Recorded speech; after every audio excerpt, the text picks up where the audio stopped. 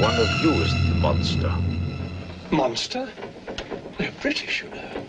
Hello, I'm Chris Denton. And I'm Paul Monk. And we are... A very British horror. Right. Today, we're going to be talking about the Amicus film Dr. Terror's House of Horror. Yes, we are. Their first proper sort of portmanteau horror film. And indeed their first horror film. Yes. I think they did. Didn't they do a couple of musical type things beforehand? Yes, and the producers... Wasn't there a thriller or something they did as well? I think there were some terrible, long forgotten minor films like that. But Milton Subotsky and Max Rosenberg produced a horror film called City of the Dead in 1960, before Amicus, which has got Christopher Lee in, and it's quite interesting, or fascinating. Yes. Yeah, we need to avoid the word interesting. Yes, let's not say the word interesting like we did last time. No. That's fascinating. That's our word for the podcast. Okay, being as that this is a sort of portmanteau film and there's lots of different segments, I think what we'll do is perhaps chat briefly about the film to begin with, perhaps a little bit about Amicus, and then go through each segment of the film, and then discuss the film as a whole at the end, which I think would be a good way to tackle this. Just again mentioning that there will be spoilers for a 50-year-old film. There's a big twist at the end. There is a big twist at the end. See if you can guess what it is as we talk through it. Also, I'd like to point out that it does help if you've actually watched the films that we're talking about, just because... Now you tell me. No, I'm joking. I've watched it. It does help if you've watched them, because we do obviously talk about them in quite a bit of depth sometimes and pick on odd little details. And if you haven't seen the film, then it might be a bit weird. But obviously you don't have to. This film is widely available as well. Yes. YouTube. So I think the first thing we should say is it's a portmanteau horror film, which is Now, do you say that? You say portmanteau? I say portmanteau. Portmanteau. Yeah, portmanteau. That's right. Yeah, I think that's probably. Yeah, portmanteau. It's correcting your French. It's one of those. Yes. So a genre, which is people say, and I'm sure they're right, that it was basically invented by the film Dead of Night, British 40s collection of excellent horror / ghost stories, best remembered for the creepy ventriloquist played by Michael Redgrave. Yeah, and that is an excellent film. And people often say that this Dr. Terror was made because of Dead of Night, and you will see in virtually anything that's written about Dr. Terror's House of Horror, this is a portmanteau film. Portmanteau, yeah. Inspired by Dead of Night. I think people are exaggerating the influence of Dead of Night and forgetting that there were actually a couple of much more similar, much more contemporary films that probably influenced the production of this movie far more. Such as? Tales of Terror and Twice Told Tales.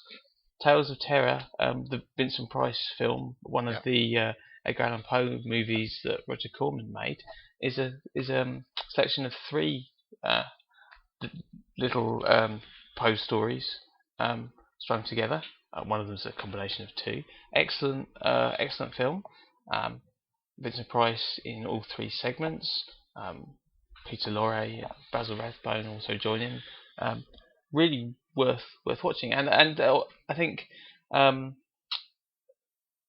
followed the next year by a different production company making Twice Told Tales, which is a similar idea, but then Nathaniel Hawthorne stories. In fact, House of the Seven Gables, I think, is one of them.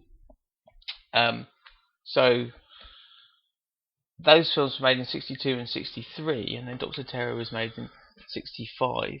Okay.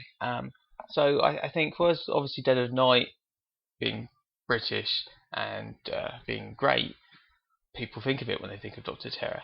But I think that is a different filmmaking tradition, whereas the Two Vincent Price movies are obviously the same kind of horror film. Yeah. I mean, the other thing I think that may be a bit of an influence, and this is certainly with later Amicus films, is I wonder about the EC Comics side of things. I mean, later on they do Tales from the Crypt, which is obviously a direct Vault of Horror as well, yes. Vault of Horror from the EC Comics. But I do wonder that sort of thing was reasonably popular, what, about 10 years earlier? Yeah, it's 50s, isn't it? Yeah. But I wonder if that has influence on this sort of film and this sort of style.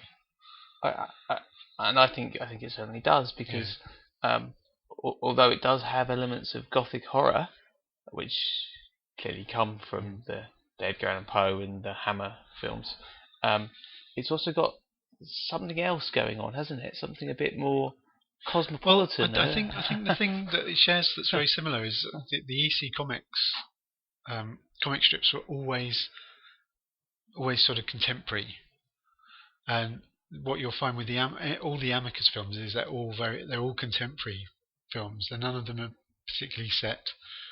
And certainly with Doctor Terror, it's not set in the past. That's true. That's true of all the anthology movies. Yes, it's set in the 60s. Yeah. There is an exception that proves the rule, but yes. I think. And now the obviously Screaming Stars sort of differentiates but from the Hammer films. Yeah, and I think they are pretty clearly different. But this kind of film, this portmanteau film, is this is the signature kind of Amicus film. Hammer never made one of these. No. Okay, so I have a question for you. Okay. Quickly. Amicus were basically formed by Milton Subotsky and Max Rosenberg. Yep. Both Americans. So why are we discussing Amicus films on a podcast about British horror films, then, Chris? This film was made in Britain. It was. This is the classic era of British horror when the world made British horror. That's what I think. I mean, they were based here. They were based at Shepperton, so generally they were using the Shepperton Studios and lots of British actors. Well, following on from the British directors. Following on from the success of the early Hammer Gothics, there was a massive movement to make sort of I'm saying global, but I mean Western movement to make sort of Gothic horror films in the Hammer style, which in America the AIP Edgar Allan Poe stories, they were the most famous examples of that. And in Europe you had the same thing. You had films like Mask of Satan and many other kinds of films that were basically slightly European flavoured British horror films. So I think and obviously film is an international business, and you couldn't just say everyone involved has to be British before it counts as British. Fair enough. And because we want to talk about these films as well, I think. Is the other anything we want to reason? Talk about is British. Yeah. Anything we don't want to talk about isn't. I think that's a good rule. Okay, so if we go on to let's do a little brief bit about what the film is. I mean, it's obviously got a framing device that links all the different segments together. And in this film, it's about these 5 men get on a train carriage with this sixth man who's slightly creepy old guy played by Peter Cushing, with a sort of German accent, I think. Yeah. And he believes he can tell their destiny by drawing their tarot cards. And they're supposed to tap the tarot cards 3 times. And they're kind of sucked in. And I think sort of sucked in, and that each segment is each one of the men's stories. And all that you really need to know about this film is the names of the 6 people. Yeah. Because you've got Peter Cushing playing Dr. Shrek / Terror. Christopher Lee. Yeah. Okay, so far so we know.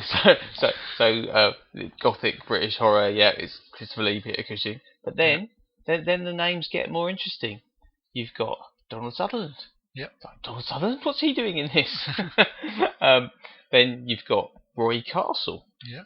And you've also got an actor called Neil McCallum who died quite young and who I don't think ever became a really big star. No. Scottish actor. And finally, you've got DJ Alan Freeman. Yeah. So already we've got we've got 2 big differences between this film and a Hammer film. Yeah. We've got the contemporary setting. Yeah. But then we've got people in this film who are outside the kind of British theatrical tradition. Yeah. And it's interesting. You think, well, fascinating. It's going. Caught myself doing it. You can see it's not going to be the same. This is not going to be the same as Dracula, Curse of Frankenstein, and the Mummy. No. And obviously after that, Hammer went down a bit of a blind alley and made films like Phantom of the Opera, which weren't tremendously artistically or commercially successful. And then there's this thing, which is different. And are we going to enjoy it? Well, we'll see. Okay, so if we start about the first segment, which is the werewolf segment. The werewolf segment, just to give away the. I think it's also called The Werewolf. It is. It's quite interesting. I don't know if this. Oh, I said interesting. Sorry, it's quite fascinating. What we need is a buzzer, so that if one of us says it, the other one presses a buzzer. Don't say the I word. So what I like about this film generally is that in the end credits, it actually does give each of the segments a name, and I can't remember if that's something that then goes forward into all of the similar sort of films. Yeah, I think it does at least some. Yeah. Well, I just thought that was fascinating. Yes. Okay, so the basic plot here is what was the guy's name? The actor's name? Neil McCallum. That's it. He's basically going back to a house that his family used to own in the Hebrides. Somewhere. In the Hebrides, to see the new owner, who wants to have some work done. He's an architect, I think. He's an architect, and she's a rich widow. She's a rich widow. The usual kind of widow in these things. Now the first thing to me, and it's on an island. So you've got an Hebrides island. Being islands, yeah. Yes. So you've got an island in the Hebrides, a Hebridean island. You've got a big old house, and you've got a rich widow. To me, that sounds far too suspicious. I think I'd be a bit worried from the word go. But it is his home, and so I guess so. Yeah. So he's all right, and he knows the domestic staff, yes. but they're incredibly creepy and funny with him. Yeah. Yeah. But he doesn't seem to care, and no. The widow, she wants to knock the wall down or something, but then she wants to build a museum because her husband was an archaeologist or something, and so she wants to knock it through to create a ballroom, she calls it, but it's not going to be a ballroom. It's going to be a museum. Yeah. And I'm not entirely sure that, from a business model point of view, that location and making a museum in that location I guess is necessarily going to be profitable. a private museum for her, I think. But he doesn't see any flaws in her plan and starts measuring things and generally banging walls and stuff like that, which is, I presume, a well-known architectural technique. Yeah, he conducts a survey without any expensive props. Yeah, or necessarily measuring anything, or he just knocks the walls and checks what sound they make and go, yeah, no, this is all right. And over then the creepy stuff starts happening. Well, let's talk about the domestic staff, because from the word go, they're made out to be incredibly creepy, especially the old man's granddaughter, and she's made out to be really creepy. And the music, every time they appear, the music kind of suggests that they're up to no good. Up to no good in some way, and I don't know that ever really seems to play out necessarily. I think it's to distract us from what's really going on. Yes. It's and as our architect gets interested, he is reminded of an old family legend. Yeah. So well, he's not reminded until he goes down to the cellar, and I'm not entirely sure why he goes down into the cellar if he's knocking the wall down. Just general nosiness. Yeah. Yes. So there's some stuff about this old family legend. This guy called Cosmo Valdemar. Something like that. That good old Scottish name, yeah. Cosmo Valdemar, yeah. who's an enemy of his ancestors and who's vowed to come back to life and be revenged on the present owner of the house. A word, by the way, on the name Valdemar. Obviously completely out of place in the Hebrides, but a clear allusion to Tales of Terror, where the character of Mr. Valdemar is actually Vincent Price in the third segment. Oh, okay. Thus proving my case that Tales of Terror is an important influence on this film. Excellent. The prosecution rests. But back to the story. So the wolves start howling, and then the granddaughter is found dead. Yeah. And the reaction to that is curiously muted. There's not much. And the grandfather especially doesn't appear too upset. He just kind of gets on with things. I guess they thought any display of grief there would be distracting to the story, but I think of bizarre. Actually, just as an aside here, I think this is one of the things about these portmanteau films is that because they have short segments, they're actually generally quite efficient in how they tell the story. So it generally doesn't leave much room for things like character development and characters reacting to. Well, I think that's right. We've stuff. They've got what is it, 15 minutes to move the story on. Well, sometimes not even as much. Well, about 50 minutes. Yeah, because it's there's 5 short stories and the linking segment, and it's just over an hour and a half the film.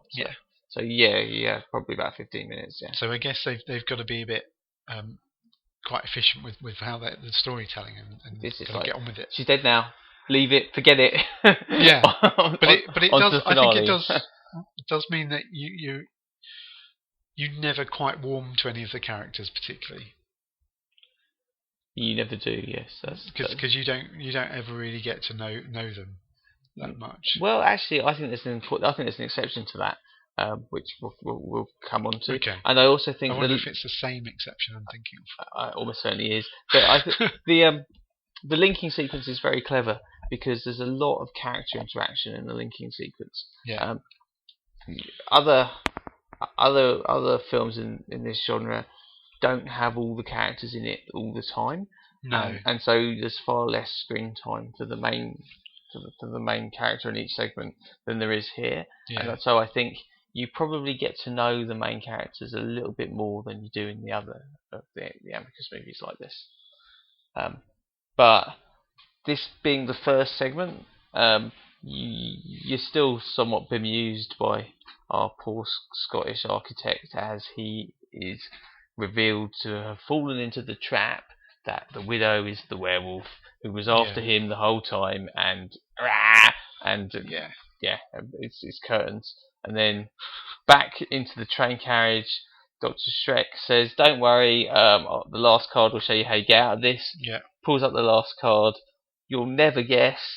It's death. Yeah. So he hides it.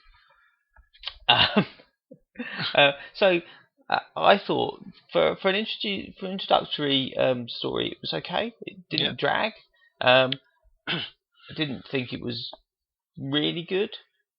There's no real performances that I really like. There's a couple of flashes of the werewolves I think are quite well done given the budget, and Freddie Francis directed this film. He did, yeah. And I think I think this is very early in his career, but it benefits from having a name, well, a director who's now a name and who's obviously a very talented director, because he does make a lot out of some, and particularly actually in Alan Freeman's story, which we'll get into in a second, but he sometimes does a really good job of really quite bad material. Yeah. But I think I think it's all right. Did you like this one?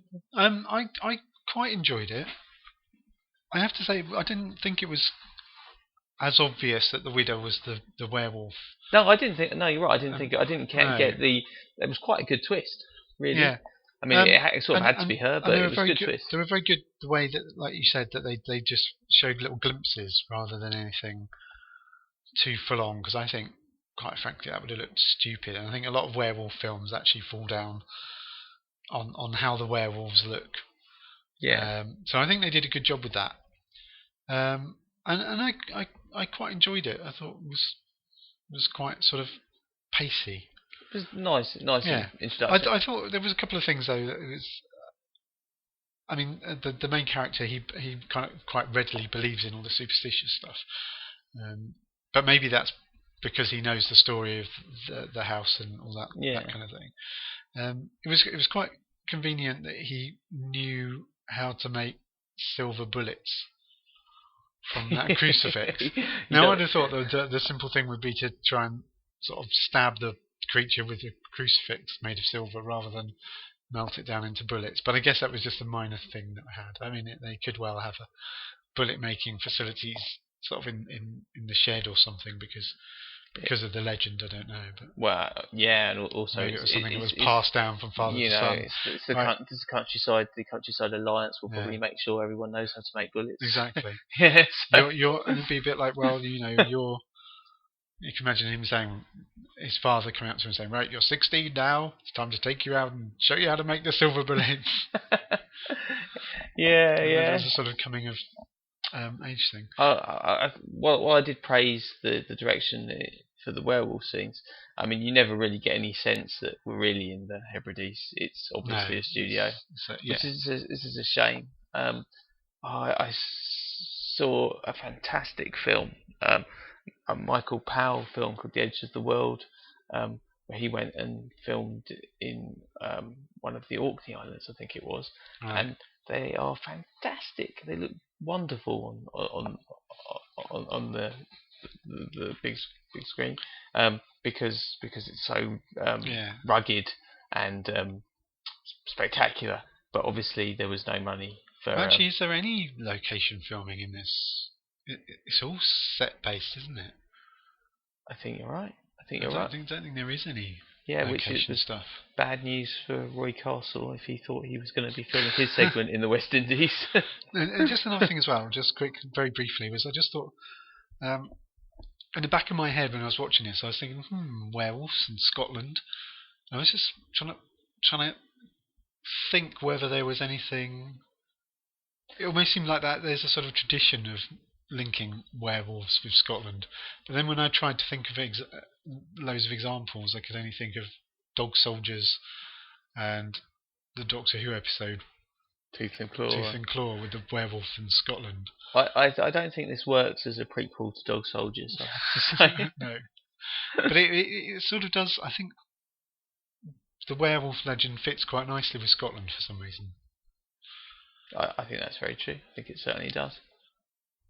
So anyway, right, shall we move on to the second segment? Yeah.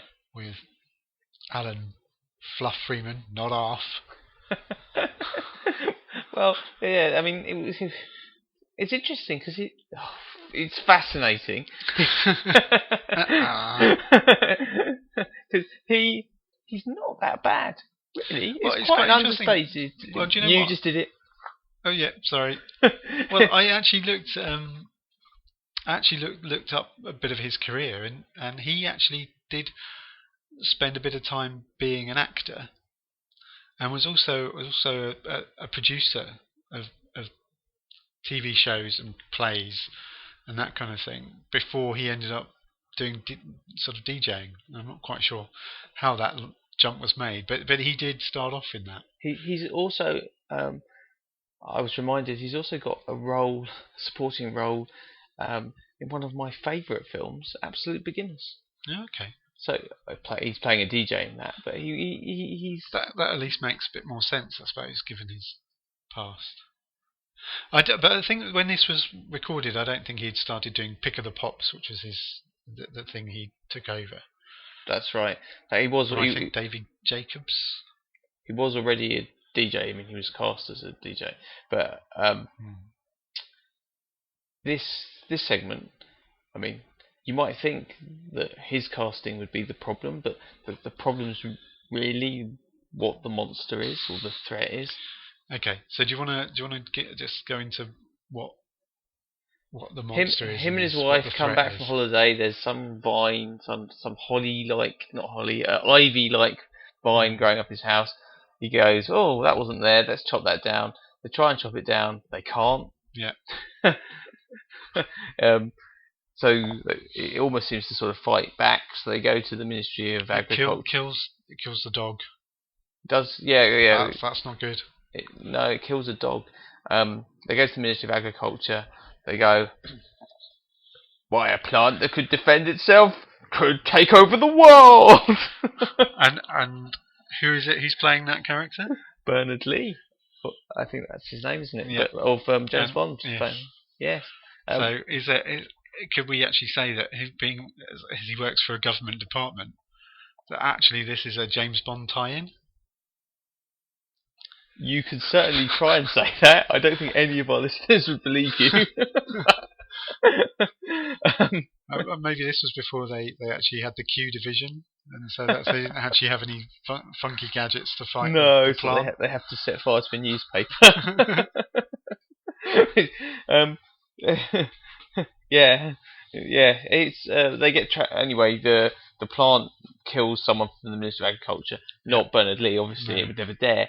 And then it traps the family in the house with Bernard Lee, and Bernard Lee goes, "Oh, I don't really know what to do." Lights his pipe. Yeah. The plant goes, flames. Yeah. And so he goes, smoking saves the day again, and sets fire to the newspaper and makes his escape. But the twist is that the plant then puts the burning newspaper, puts the flames out as if to say, "I'm not scared of fire anymore," and a plant that can defend itself and is not scared of fire is definitely going to take over the world. That it's learned how to do something. In fact, there's a really silly bit in it that I thought was just kind of made me chuckle to myself, which is the guy from the Ministry of Agriculture who gets killed. He comes along and he sets up his microscope and he gets a little sample of the plant, and then there's a bit where he looks into the microscope and there's a picture of essentially a cell from the plant with an actual brain, and then he goes, a brain, or something along those lines.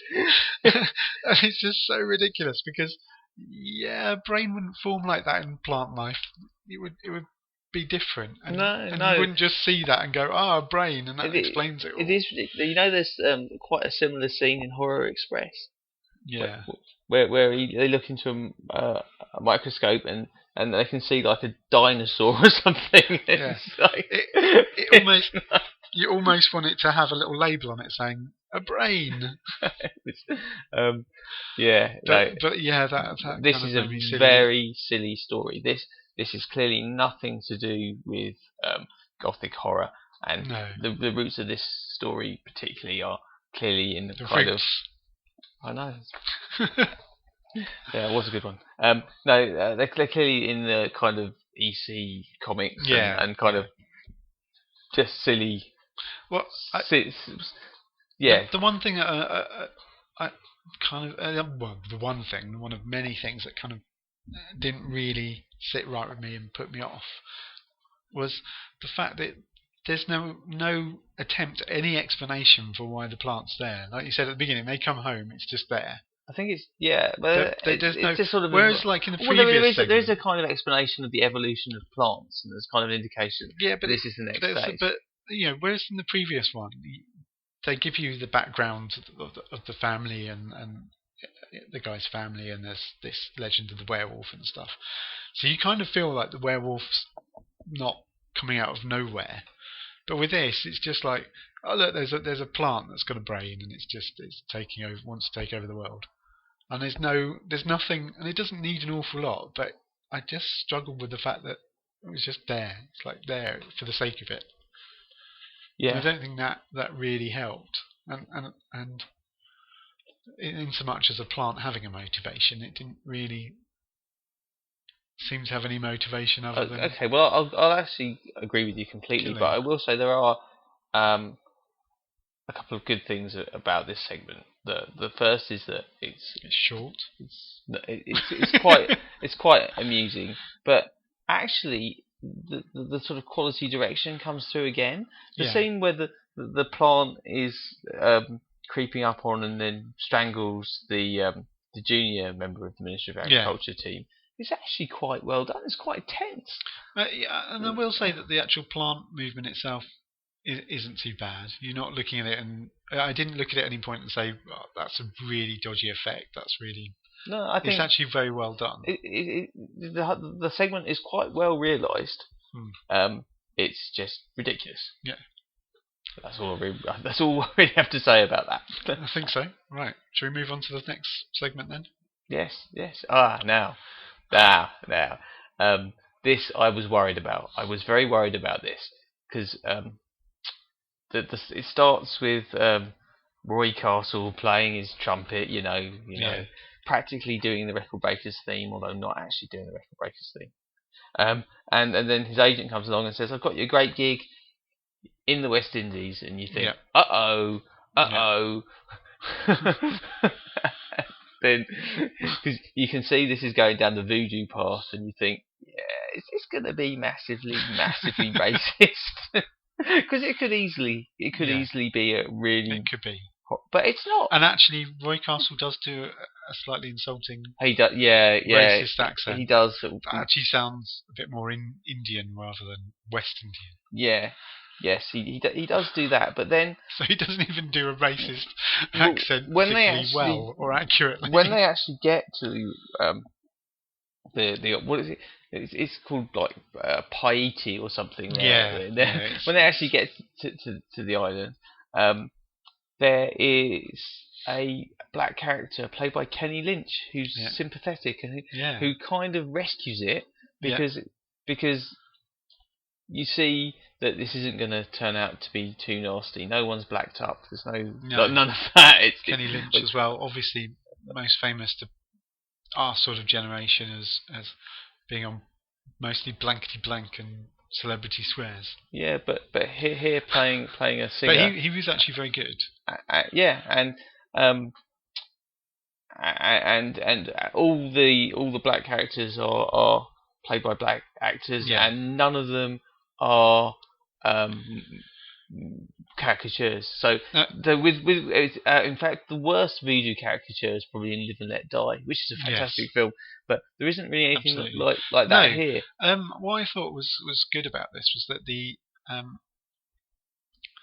whole voodoo religion, as it were, it's not necessarily portrayed as being evil, is it? It's not portrayed evil. It's not portrayed as being overly magic orientated either. I mean, I think it's obvious that Roy Castle's in the wrong, because he sneaks to a voodoo ceremony basically looking for girls, but he likes the music they're dancing to, and so he writes it down. Then he gets caught, and all they do is tell him, "Yeah, don't use that music." Yeah, and then he says, "I'll split the profits with you." He says, like, the priest goes, "No," and he says something like, "The music is hundreds of years old," and then he says, "Aha, it's out of copyright then." It's a good line, really. It is a good line, but Roy Castle's character is a complete twat, isn't he? Essentially, he's just yes. He's not. Well, because he's likeable. He's just an idiot. He goes back to London and puts on a new show of voodoo music, and the voodoo god ruins the show and then follows him home, and this big black guy in tribal costumes in his room and just takes the music off of him and walks away, and Roy Castle just sort of faints, and that's the end. Yeah. And I thought, that's actually, I don't think it's racist, which I was quite impressed with. It's not scary, but at least it's not racist. I do like the way that Kenny Lynch's character does say, "I told you," at one point as well to him. Yeah, I thought it was quite good. Yeah, he's kind of like, well, I wouldn't do it, but if you want to, fair enough, off you go. Yeah. No, so and actually, Roy, because of that interplay, because Roy Castle's character is not really horrible either. He's just being naive. I mean. Yeah. He and obviously he doesn't believe he's a bit sort of selfish. Yeah, but but not necessarily in a nasty way. But no. Do you know what would have helped him? What he really needed in this, though. What would have? Dedication. Dedication is what he needed. That's what he needed. I do realise that basically no one under the age of about 35 is going to get that reference. No. So yeah, did you? Yeah, I've written that it wasn't a very supernatural ending to this at all. So what did you think of this segment? Did you enjoy it? It could have been a lot worse. It could have been. Yeah, you're right. I did quite enjoy it, given that I was thinking this could be really bad. Yeah. So and it's like the others. It's brief. It moves along. It is interesting. Yeah. And I'm using that word correctly. Yes. So it does. It does work. It works. I mean, you would never be able to do this kind of story now, but in the 60s, it works. There is a bit I noticed where it goes a bit all self-referential. There's a bit where he walks past a poster of Dr. Terror's House of Horror. Yeah, that's good though. Which was quite interesting. Quite fascinating. I did quite like that. There were no other Amicus films it could have been. This is the first major one. That's why. Yeah. And it does give the idea that Dr. Terror has a little kind of show, perhaps, that he travels around with in theatres. Well, telling people how they're all going to die. I should just say that despite that poster, he doesn't actually call himself Dr. Terror. No, he's Dr. Shrek. And his House of Horror is his tarot deck. Yeah. So, not quite as spectacular as the name suggests. Okay, well... He's not a big green troll, either, I'd like to point out. Big green troll. Okay, that's a bit random. Dr. Shrek. Shrek? Shrek, you mean... sorry. Popular culture. We can edit that down. So far we've had 3 stories. Yeah. So not spectacular successes, but all been reasonably entertaining. Okay. So, but Right. Do you want to tell us about the fourth one then? now the excitement has been building because in the linking sequences, Christopher Lee has been playing a full part, and he's sitting next to Peter Cushing, and you just think sooner or later there's going to be. Well, he's in the linking segments. He's very anti it all and saying, no, it's all a load of rubbish and this is nonsense and I can't believe you're all being drawn into these. But he's taunted, and in the end he goes, "Why? That's absolutely. Don't care. I'm not scared." Yeah. And he in his story, he plays an art critic. Can I just point out something at this point? Okay. He doesn't tap the deck 3 times. He doesn't. No. All the others do. He doesn't.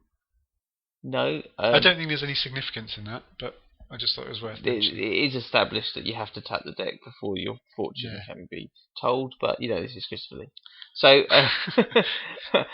he's alright. You can let him. Yeah, he plays. So when we were talking, can I just say when we were talking about the? I will get the summary of the plot out eventually, but no, please interrupt. When we were talking earlier, you mentioned something about we were talking about the characters being sympathetic or being able to be more rounded. Was this the segment you were talking about? No. Okay, all right, go on. He's not sympathetic. No, I didn't mean sympathetic, but he's. Well, Franklin Marsh, I think he's an art critic, and he goes to a show and hates the art, and then the artist turns up. It's Michael Gough. Michael Gough, still sadly not a big superstar like Christopher Lee or Peter Cushing, but hanging on in there, still in the mid-60s. Christopher Lee says, I hate your art, and he says, well, why do you come? And Christopher Lee says, well, I get made to come. And then some pretty woman says, oh, could you look at this? What do you think of this? And she shows him a painting, and he goes, oh, this is fantastic. And then they say, would you like to meet the artist? And it's a monkey. It's a chimp. It's actually an ape. Yes. But yes. Yes. I was sitting there waiting for somebody in this segment to say, it's a monkey. And I was going to go, no, it's an ape. It's a chimpanzee. Yes. But they didn't actually do that. But you did. So, anyway, this chimpanzee is irrelevant. Because then Michael Gough starts haunting Christopher Lee at various events and putting him off, so Christopher Lee just mows him down with a car, which is what you do to someone annoying. But he doesn't even kill him, but he does sort of run over his arm and knock his hand off or something like that. Crushes his hand. Yeah. There's see, this is why I thought that this was maybe just a tiny bit sympathetic. In that basically, Christopher Lee is a horrible character in it. He's not nice. But then Michael Gough's character does rather obsessively wind him up constantly. And I don't know if you've ever been in a situation where and I get the impression this has happened over a number of months. Michael Gough has never wound me up though. But if you're ever in a situation where somebody has wound you up about something, but they won't let it go and they keep winding you up about it for a very long time. And not that I would advocate. Chimpanzee a monkey. I got nearly there, I have to say, nearly there. Not that I would ever advocate sort of running a car at someone, but is there not a little tiny bit of sympathy with Christopher Lee at that point where you're thinking, well, let it go? Yeah, and I think this is a good example of Christopher Lee's fantastic acting. He draws you in. He's basically playing an unsympathetic character, but you can get on his side. At that point, I was sort of rooting for him a little bit. Yeah, I think that's his quality. Okay, so that's not the end of the segment. No, because then Michael Gough shoots himself. Yeah. With his other hand. I wonder how many goes he had before he actually did it properly, because he was using his wrong hand. Yeah. But it kept missing. Oh. But the original hand, the first hand, the one that goes after Christopher Lee, and it's like a disembodied hand, like a sort of malevolent version of the Addams Family hand. It is, yeah. And the special effects quite great. The special effects is good, isn't it? And I have to say, of all of the segments, I found this actually genuinely creepy. I actually thought the hand was actually a really good prop, and it moved quite well. Yeah, and he dealt with it in quite. He sort of fights it a couple of times. Yeah. You think he's got the upper hand, Yeah. and he traps it in a box, ties the box up, and chucks the box in a lake. Yeah. And then he buys everyone drinks to celebrate. Yeah. This is good, but no. Unfortunately, being a supernatural disembodied hand comes and gets him, and It does. he loses his eyesight in a car accident that the hand causes, and he's previously said, "My eyes are my life." So he's basically got a bit of karma there. He has, Um, which is something that happens in a lot of these sorts of stories. From Beyond the Grave is all about karma. Yeah. But then and that's the end of that. Yeah. And like all the other characters, he gets the death card from Doctor Stroke afterwards. So this segment is my favourite segment. Yes, mine too. It's got the big guns of Christopher Lee and Michael Gough, and it's got the best special effects. Yeah. It's the creepiest. It's the one that comes closest to actually still working. Yeah. On the kind of horror thing. So it's great, and I think it's been cleverly built up to, because you've been waiting for the Christopher Lee segment. Yes. And it's worth the wait. But there is one more segment, which is Donald Sutherland. What is Donald Sutherland doing there? I sort of knew this, but I had to make sure. But he wasn't famous when he made this film. No. He he'd studied over here at drama school, and he'd just been a jobbing actor for a bit. Worked his way up. He's in some European horror. I think he plays an old woman in a European Christopher Lee film, which he did the year before. I think but then he's in this movie, but as an unknown. Yeah. And a couple of years later, after some TV work, he got a leading role in The Dirty Dozen, and then he's a big star. Right. But here he isn't. They've just massively lucked out by getting. But his here he plays a young American doctor, takes his French wife to their sort of small town American home, and she starts ravenously vampirizing, because it's quickly kind of established that she's probably a vampire. Yeah.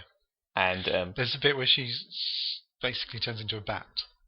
Yeah, which is quite a good indication that might be. That might be a vampire.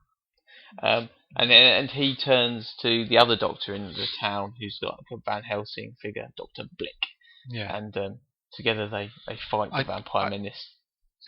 What was interesting? What I enjoyed about this, or what I thought was, compared with the last segment, which had the really great hand prop, the bat prop in this, it's not good. Awful. I've never seen a bat done well. But there's never any good one unless it's actually a real bat.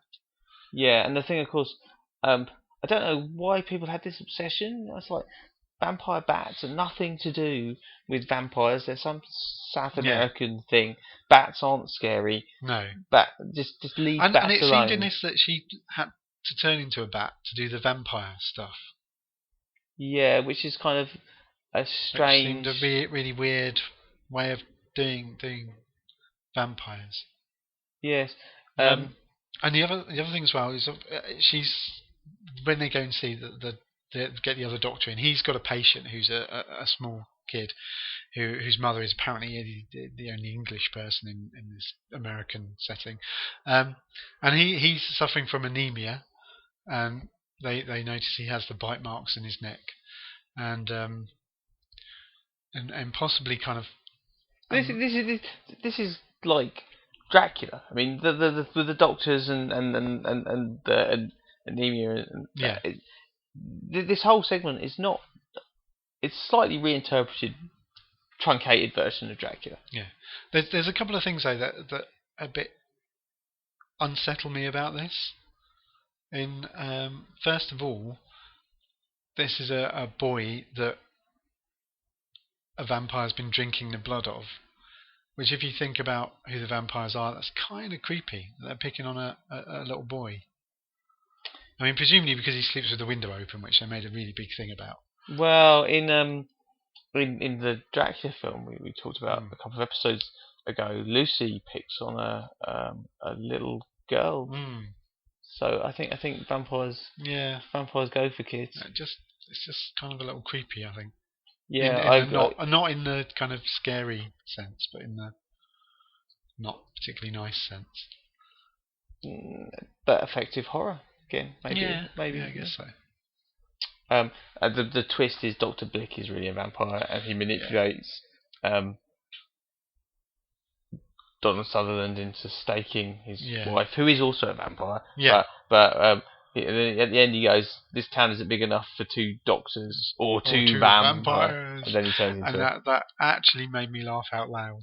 That actual line. I thought it was brilliant in a really awful way. I thought it was terrible, cheesy, but it made me laugh. And there we go. You see, this is the film kind of has effective moments of horror and suspense, and it's also got ridiculous things in it. Yeah, but I do think it was meant to be genuinely silly. I don't know if that was necessarily meant to be a moment where you go, "Whoa, that's really scary." I think you're right, because the real the genuine scare comes just afterwards, because then go back to the linking sequence, and they start to worry about who Dr. Shrek might be.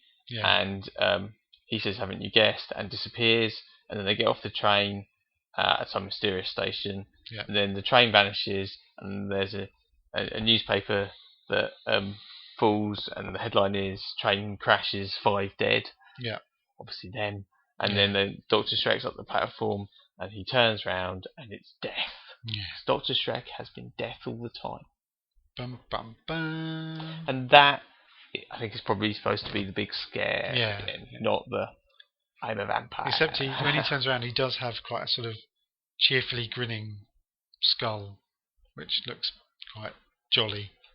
I think that's just what skulls look like. I know, but it just looks a bit jolly. They could have made it a bit more horrific, perhaps. maybe. Maybe. It's not a tremendously good shot, actually, because it really is like a skull with a hood. But and the thing is, he wasn't wearing a hood before. Yeah, which is odd. He was wearing a hat. So, but he's also supposed to be the Grim Reaper, isn't he? The character is still wearing that hood on the platform, isn't he? Am I right in thinking? So when they get off, they go, "Oh look, it's Dr. Shrek," but he's got the hood on. So why would they? Well, he's got the hat on over it, hasn't he? Doesn't that come over? Maybe. He is wearing Dr. Shrek's coat and he's got his bag, so it does look a bit like Dr. I guess he needed the hood because otherwise you'd see the back of the skull and it would be a bit obvious. It wouldn't be quite such a cool reveal. So and that's the end. And I think we've got a film that's a mixture of creepiness and silliness. And it's interesting. Oh God! It's notable that this film was made at about the halfway stage of the British horror boom that really began with Curse of Frankenstein and really ends about 10 years later. You could just about go up to The Devil a Daughter, 1976. That really is the end of this era of British horror. So this film, probably some of the seriousness has gone compared to the very po-faced, really shocking for contemporary audiences of the 50s ones, Hammer originals. But the effects haven't completely worn off. I mean, people still like the stuff that's they still like Peter Cushing and Christopher Lee and find them scary, and the whole Dr. Shrek thing. I think that people would have. Well, it's hard to know how it would have been interpreted, but I think there is enough creepiness there now that you can see it probably was a properly creepy moment back in the day. So I think I don't know where this film fits in. I mean, the Amicus subsequently had a quite distinguished run of horror films, both this kind of horror film and other kinds. They never went to the Gothic classics. No. They always tried to keep it contemporary, but give it the kind of twist of the Gothic flavour that we'd like. I mean, I mentioned Now the Screaming Starts, which I think that was as far as they went towards the really kind of Gothic element, and they also tried various other different things. They employed Vincent Price. Hammer never did, but they got him over a couple of times, I think. Isn't I looking at the research I did, I didn't realise they did the Monster Club. That's afterwards. Yeah. So that's Milton Subotsky, but not Max Rosenberg. I think it's not Amicus. Monster Club's credited to Sword and Sorcery Productions. I think, not Amicus. Amicus basically ended more or less when Hammer ended, but I think depending on how you count it, at the Earth's core, or The Creature's Time Forgot. That's the last one that they did. 76, 77. But then the Monster Club. The Monster Club was kind of a failed attempt to do this kind of film in the 80s, and there was just no way in the 80s that people were interested. They were interested in a totally different kind of horror film. Yeah. Okay, so should we go on to the three questions we always ask? So, did you like this film? I did like this film, yes. What about you? Yeah, no, I enjoyed it. Yeah, it was good fun. And does it hold up today?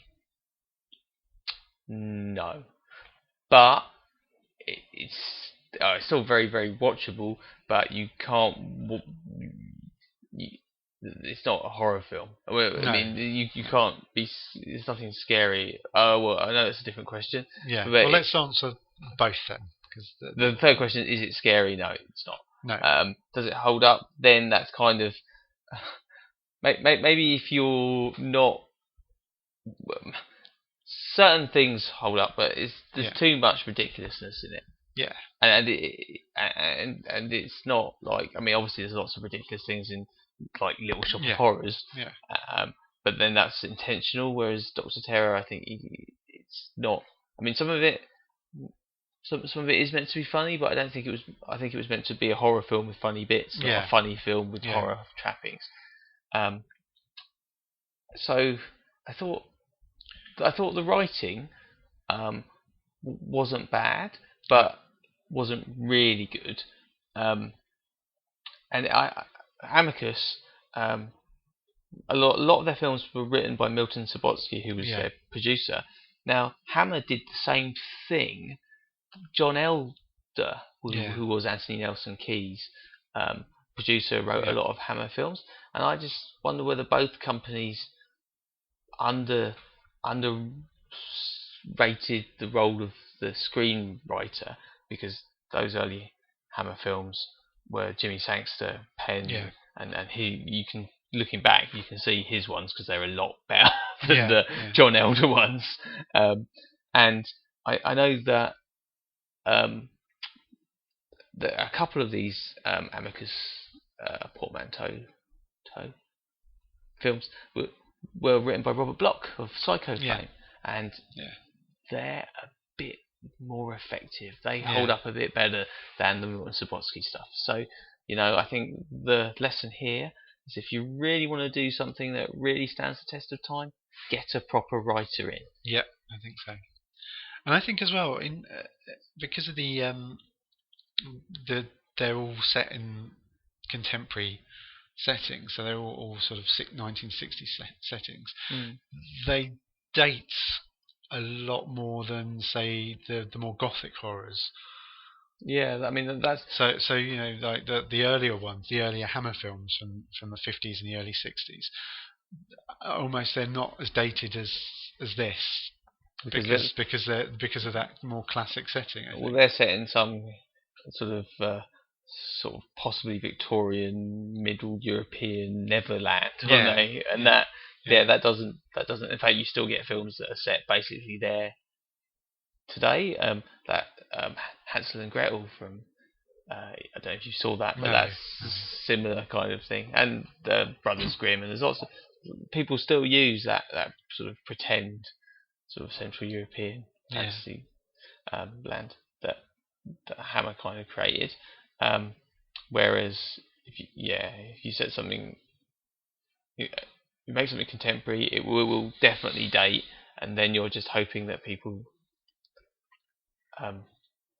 I guess always view it as contemporary, and that's just never going to happen.